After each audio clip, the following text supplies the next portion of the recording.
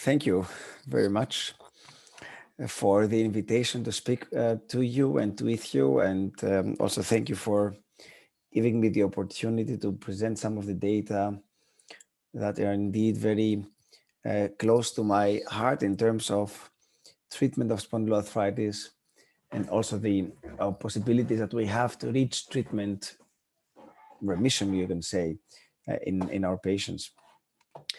You gave me two topics. The one I will share immediately with you is the one on axial SPA and axial spondyloarthritis. And whether or not we can reach remission, we can discuss together hereafter. The main question here is what can indicate remission? What are the indicators for? Are the indicators or what are the predictors of remission in this disease? And I will try to make this, let's say, as clinically oriented as possible by, first of all, opposing the question of what exactly a successful treatment is overall. Here I show you the Azaz-Euler treatment recommendations. They are a bit older now. They are 5 years old. And in fact, we are just starting with the revision of this document.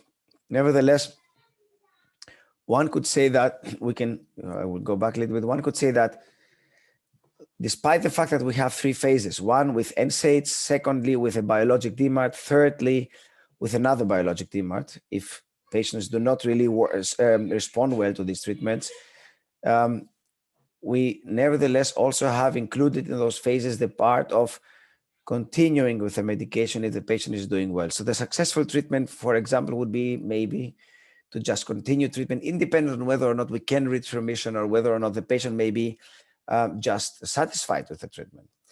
Now, this is a slide that I showed you before, especially when it comes to the treatment with biologic DMARDs. This means we have lack of efficacy of NSAIDs, in especially purely axial disease. We would continue with a biologic DMARD. I wouldn't really call it current practice anymore to have TNF blockers only. We would include IL-17 inhibitors, excuse me. I would include IL-17 inhibitor is in here, but again, the evaluation after a couple of weeks and thereafter the continuation of these treatments is, for example, the successful treatment that we are looking for. And then thereafter, we would need to reach remission. And again, we need to know exactly what are the predictors of really reaching that stage. Another option of reaching remission, or let's say, sorry, of reaching a successful treatment would be to say, I don't care about the treatment efficacy. This means I don't care about the BASTI or my BASFI or the ASDAS or whatever. I just care about the patient being so satisfied that he or she will continue being on the same treatment, on the same drug for many years. Here, these are data with a smaller cohort we had in Germany, where we continued over 10 years on the same biologic. And the patients were satisfied. They were doing well. They were below the BASTA of a 4. And we didn't see their need to take them off the drug in that controlled study, of course. Similar for BASFI and BASMI. It might be a little bit of an increase here. I don't think this is really something to worry much about. There's explanations for that. What I want to say is nevertheless that maybe not even remission, but successful treatment is for the patient, well, not remission, but really being in a position to stay on the same drug for a long time, more 10 years or more, because obviously they seem to be satisfied. And one other aspect of even the opposite of remission, but just the successful treatment, is to say that whatever we do, we treat the patient long enough, and we also improve or stop radiographic progression, radiographic damage. In that study, we took patients who had, for example, high CRP at baseline or normal CRP at baseline. And we found that those with high CRP at baseline, they were also the ones who showed, after 4 years, increased rates of radiographic progression. However, this is after 4 years. When we look at the half-time of the evaluation, after 2 years, we found that if the CRP was normalized after 2 years, you see here the p-value, the radiographic progression was significantly lower as compared to the group which had increased CRP at year 2. This means we are here at year 2 and we compare the progression after 4 years, 2 years later. And again, the normalization of CRP, which obviously may go together with the clinical symptoms improvement, may also lead to significantly less radiographic progression, and this can also be called successful treatment. So this might also be remission, if you want to say so, because remission may be a constant status of not progressing or of not advancing in the disease. Or another definition of remission / successful treatment may be, for example, as shown here with the TNF blockers or shown here with an IL-17 inhibitor, to very fast after 6 weeks. And also in the long term here, after 3 months, after 6 months, after 1 year, having no inflammation anymore after you or the patient has been inflamed on the MRI. This means significant decrease and constant decrease or disappearance of inflammatory activity. So again, here there's many ways to look at this topic that I am supposed to cover today. And I also believe that the combination maybe of all of those topics, all of those arguments may be important to the patient.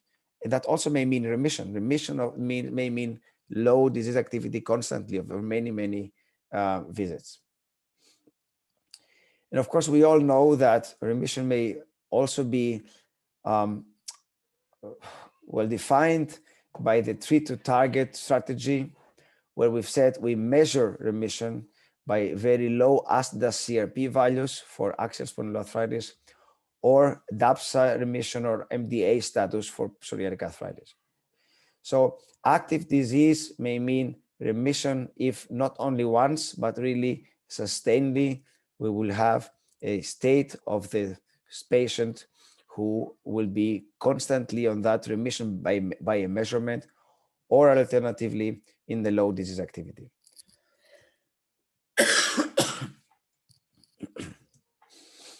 There's also other definitions now for successful treatment or remission, as defined by ASDAS, the ASDAS partial remission criteria. And what I've brought in here is, as a reminder, what we mean with a partial remission in ASDAS, or in the ASDAS world. This means we have a value of less than 2 or up to 2 units out of 10 in each of those 4 domains. This is the patient's global, the patient's satisfaction. This is pain, function, and inflammation based on the BASTA questions. So patient's global, BASTA, and BAS-Phi. And that's also something that has been validated. And this, you see that the reference is there for about 20 years now. It has been validated in many studies. That's also a definition of what we would call, or how we can measure at least, remission. And again, we need to understand how to predict whether or not the patient will come to that position. ASDAS, I would like to remind you that here we do have a definition of a validated cutoff of remission. We don't call it remission, we call it inactive disease status. But the ASDAS, again, as a reminder, is composed by BASTA questions 2, 3, and 6, the patient's global, and also CRP as an objective parameter for inflammatory activity or systemic inflammatory activity. And the status of remission is the status of inactive disease. I believe that even low disease activity is pretty good to reach here, or let's say pretty close to remission. But again, this is just a reminder for you to remember where we come from when we look at the data of the studies later on, what exactly means inactive disease. This means below 1.3, or what exactly means low disease activity. This means below 2.1. For psoriatic arthritis, I will speak about psoriatic arthritis later, but just as a reminder, in psoriatic arthritis, we have DAPSA, which also is a measure which has different statuses. So it's not just a binary endpoint where we do have remission in the score up to 4. And thereafter, we have low, moderate, and high disease activity. However, we do not include here enthesitis, which is an important part of psoriatic arthritis. And we also do not include skin outcomes as compared to the MDA. In the MDA, we do include skin or also enthesitis. And MDA means 5 out of those 7 parameters of being very low. This means below 1, which again is a kind of a status of remission. But again, you either reach it or you don't reach it. The problem with the MDA is that it's only binary as compared to DAPSA, or in contrast to DAPSA. Now, this was the kind of part, how do I recognize remission? What is remission or satisfactory status? And of course, also, how do I measure it? One other question relevant to my presentation is whether or not what we are speaking about today together, whether or not this really matters in daily practice. And it's not about only the patient feeling good, because again, the patient, the ASDAS below or equal to 1.3 is inactive disease or remission.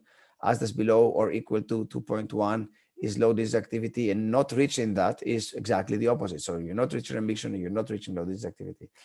So clinically, the patient feels that.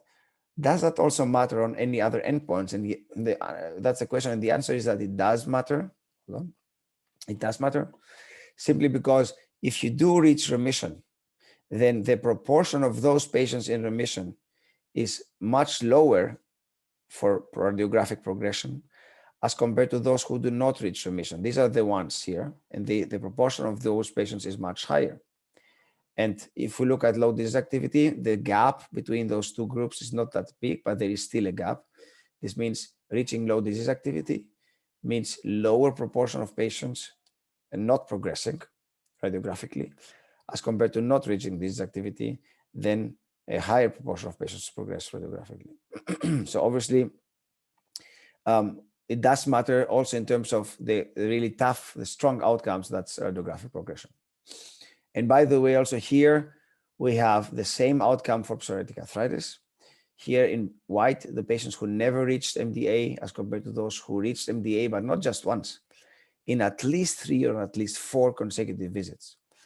That is now just with one of them, of the many different biologic dimers. It doesn't matter which one. The important thing is that whatever you do, with or without methotrexate or monotherapy of the TNF blocker, over time, the black and the gray bars go down. This means lower progression, or let's say even decrease of damage. And this obviously is always the case when the patients reach MDA for a couple of visits over time, as compared to those who do not reach it, they progress significantly. This again means it does matter also in psoriatic arthritis. So altogether, that's how we define remission. That's why remission is important. And the question is, of course, how can I reach it? How can I reach that the inflammatory activity will become reversible, and this will not lead to disability, and I will not let it become irreversible? This means damage will occur, symptoms will stay on, and then disability will be irreversible too. Excuse me. I remind you that when we talk about the treatment in axial spondyloarthritis, we first always start with an NSAID. And the question is, what can I expect from an NSAID in terms of reaching remission in axial spondyloarthritis? What can I expect by the very first drug that I give to my patient? This is a study that we conducted a couple of years ago with NSAIDs only, over 4 weeks only. However, we gave continuously NSAIDs with high doses, the way also the recommendations recommend to do. And we found that if you now take those remission outcomes, this means ASDAS partial remission, or ASDAS below 1.3, or BASTA below 3, this was just arbitrarily chosen, you will see that after 1 week, there might be already the remission status, which will not change significantly independent of which outcome you take. The one is tougher, the one is less tough. That doesn't matter. The thing is, we can reach remission, but we reach remission in just a few patients only, maximum here up to, let's say, 44% or 40% overall, I would say maximum. And this we do after 1 week. It doesn't really play a big role to really give the NSAIDs over longer periods of time if the patients do not respond. If they respond well, they do it fast, and they stay on a low disease activity or even remission. If they don't do it, then obviously after 4 weeks, we need to go and escalate the treatment to a biologic. So overall, I guess the main outcome here is 30 to 40% of the patients will reach remission. As partial remission will not be reached so many patients, but the others do that. Again, you cannot compare on one-on-one those outcomes, but remember what we achieve in 1 week, that's in fact what we will be achieving over longer periods of time. It doesn't really play a big role to really continue the treatment over many years or even many months. There's also another study with naproxen, so with an NSAID, which continued with a follow-up over 6 months. Our data that I showed you before were going over 1 month only. And what they found there was that the partial remission status may be reached by 1/3 of the patients. I go back one slide. You remember this is the partial remission status that we have reached in our study. This goes up to 16%.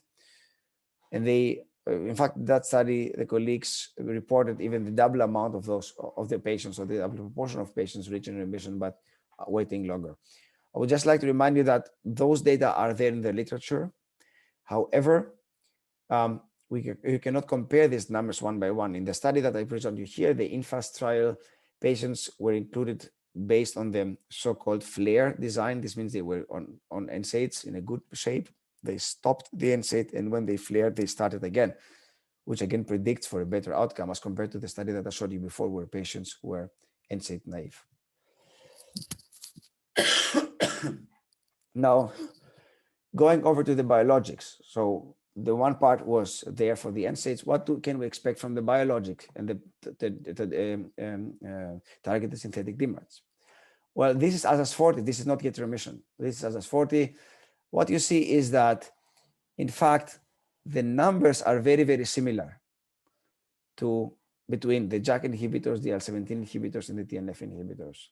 And therefore, what I would always recommend to you is to not only look at the actual numbers, but also look at the deltas, the differences between the active drug and the placebo.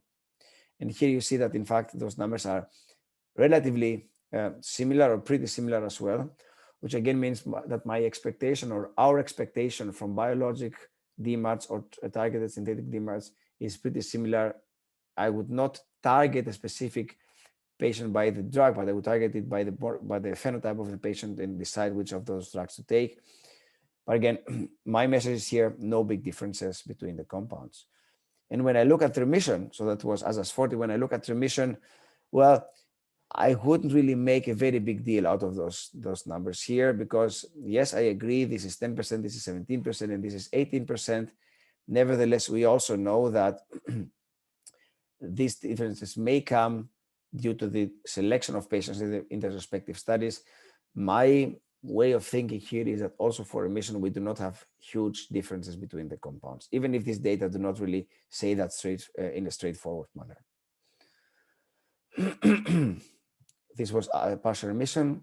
When we look at ASDAS inactive disease, we see, so again here, for example, we have 16%, we have 14% with IL-17 inhibitors and TNF inhibitors. The other JAK inhibitors, these are just data which are not the data set with tofacitinib was just published, but filgotinib, we have not really seen the data yet. They were also very advanced disease patients here.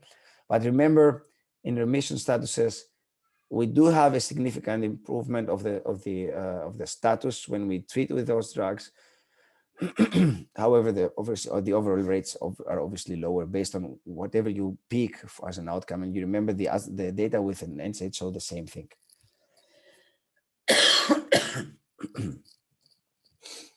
What can we expect from biologic and targeted synthetic DMARDs in psoriatic arthritis? In fact, the data are similar. So also here, we can expect remission in, I would say now, very roughly seen between 30 and 45%. I just make a cut here. And this, of course, is significant to placebo, so the drugs work, and every third patient will reach remission status over time. So that's similar to axial PS, spondyloarthritis. Now, going a little bit closer to the question, how can I predict that? I would like to just tell you that it's not as easy as it sounds. So I cannot just come up and say, well, these are the predictors, because the predictors have been analyzed based on the group level. This means, again, all the patients have been lumped together And then the data I will show you later, we've tried to find the predictors for the overall group of the patients that we are looking at. However, this is not so easy to really put in daily practice data, because as shown with this data that we published longer ago with the colleagues from the Netherlands, we are able to, within a group, find different subgroups of patients. Although the entire group was doing well, so the mean numbers were good, there were patients who were extremely well in shape. And there were others who they were incorporated in that group of patients in the mean numbers, and they had high disease activity by VASTA and also high pain levels by VAS global and VAS pain. And it can go even further when I look at single patients. So not only subgroup of patients, but single patients. And those single patients may really fluctuate a lot over time. So this is certainly not exactly what I want to reach with my patients. We do want them to be in remission, and this means in sustained remission, have no flares, and in fact do well, because that's also better for us to work with them on their long-term treatment.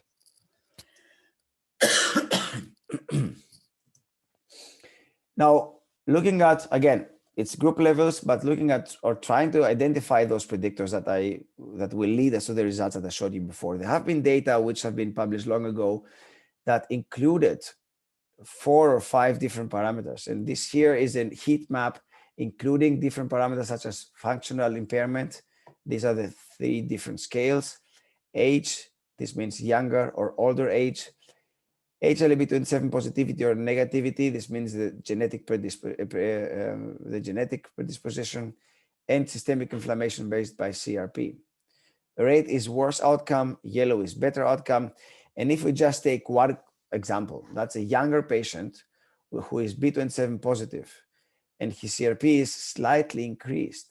For example, you can put all this information on the slide. You can see, well, the probability to be in remission already after 6 months is 32%. This is all calculated data. Of course, the one or the other study may show you not exactly the same results, but the data would be similar between studies. And again, every third of those patients may be in remission already after 6 months.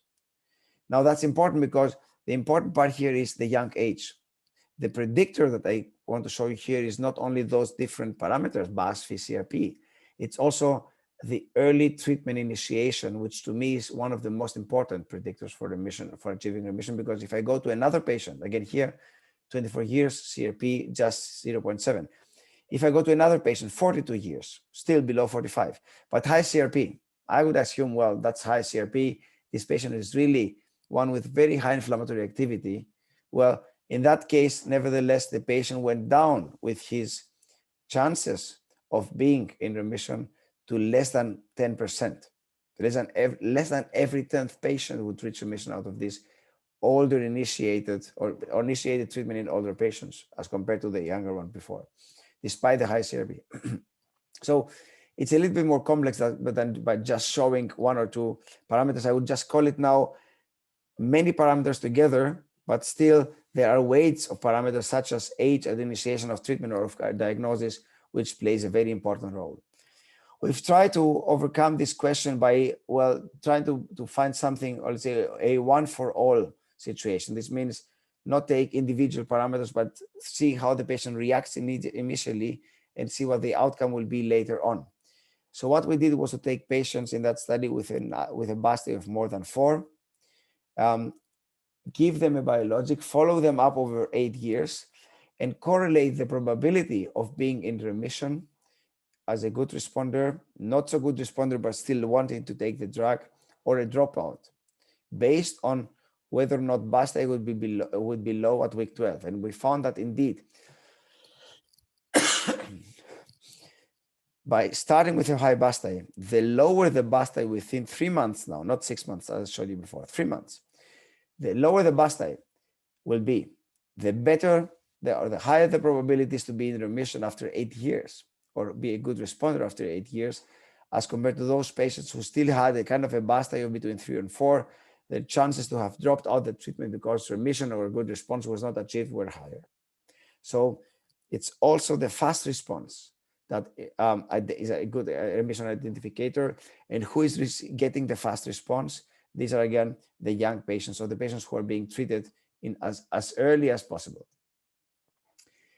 Other parameters for reaching remission are those which are out of hand. This means we cannot influence that, but if you're male and if you're female, this also plays a role. Males reach in much higher proportions partial remission or ASAS remission as compared to females. This is just one of the many studies that has shown that. And on the other hand, we have also data from Switzerland, which have not only checked for the ASTAS, here ASTAS, but also all the other ASAS and ASTAS improvement criteria. And you see here, this is all statistically significant. This again means male patients reaching remission much better or in much higher proportion as compared to females. And there's also other parameters to take into account, which we can also not influence. And one of those is fibromyalgia, or this means, I guess, or at least secondary fibromyalgia, because looking at this data, this is the crude value, this is the adjusted odds ratio for the p-value.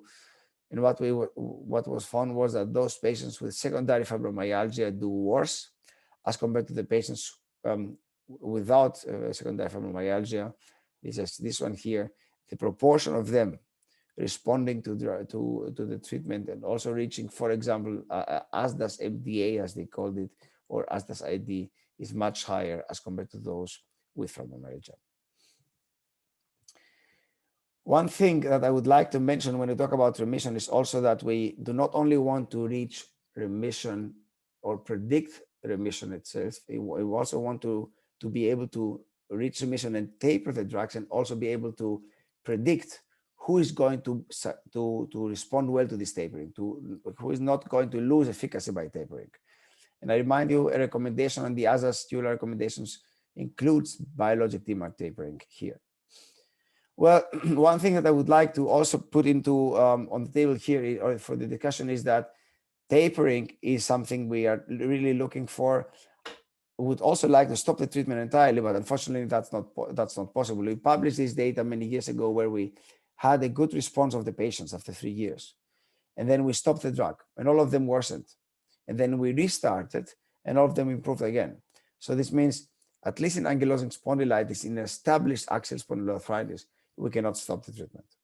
However, if we have to stop, then treatment will be, or the patients will be, after retreatment, will come back most probably to the status they've been before.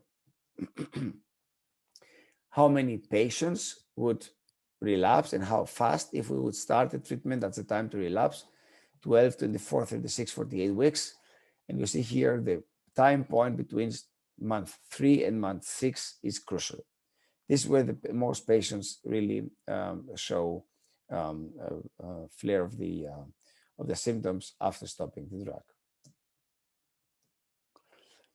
Which are the predictors for longer time periods without the drug? This is one, CRP positivity. So if the patient has high CRP, then he or she will be having less good responses and will also tolerate off the drug, withdrawal of the drug less good. Similar to BAST-I, the lower the BAST-I, the better it is. And also similar to patients being in remission before. This was not statistically significant, but close to it. So being in remission means also for the patient to also stay longer under remission and not flare that fast. So these are the predictors for that part. On the other hand, we also have patients with non-radiographic axial spondyloarthritis. And non-radiographic means really earlier in the disease.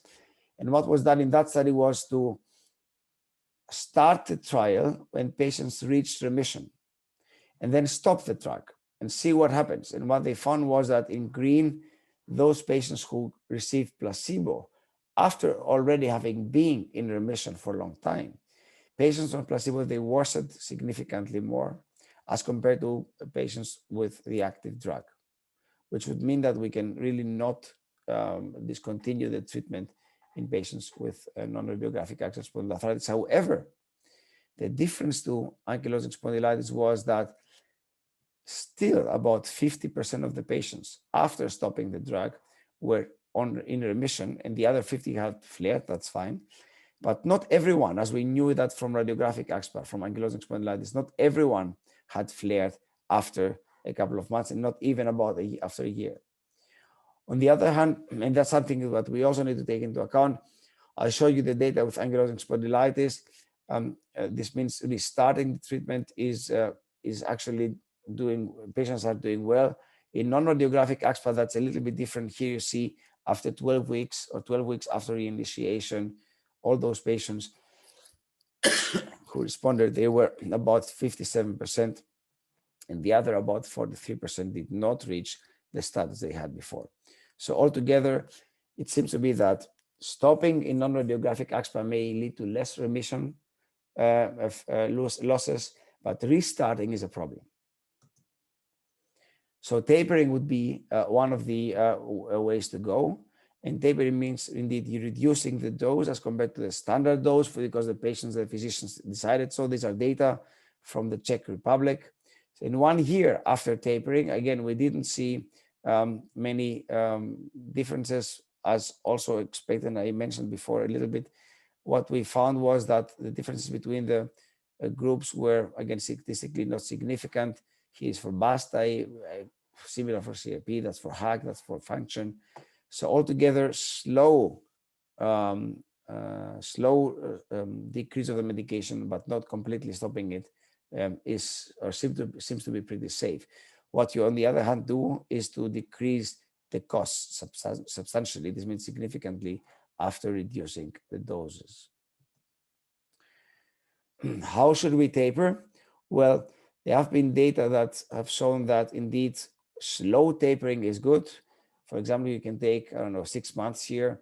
This is tapering by 25%. This is tapering by 50% or complete stopping of the drug. And it seems indeed that the slower we do it, the better it is. This means, or the lower the dose we take off, the better it is, because not so many patients will flare as compared to stopping the drug and more patients flaring within 2 years. This has been done in that study that I show you here, where patients were, for example, here on certolizumab every 200 milligram every 2 weeks, and there they were put in the double dose, or in the double interval. This means every 4 weeks, and there was no difference between those two drugs. This means slow decrease by decreasing the dose by the half or expanding the interval for the double amount of time does not really lead to loss of efficacy as compared to those patients who completely stopped the drug and they really lost the efficacy pretty fast. That would be the strategies of how to do it, in fact, and how to really go on with the treatment that we have when we reach remission and want to later on taper the drug. And of course, we do not just want to taper the drug, but also make the patient feel comfortable and without any kind of symptoms. This also leads over time to less radiographic progression.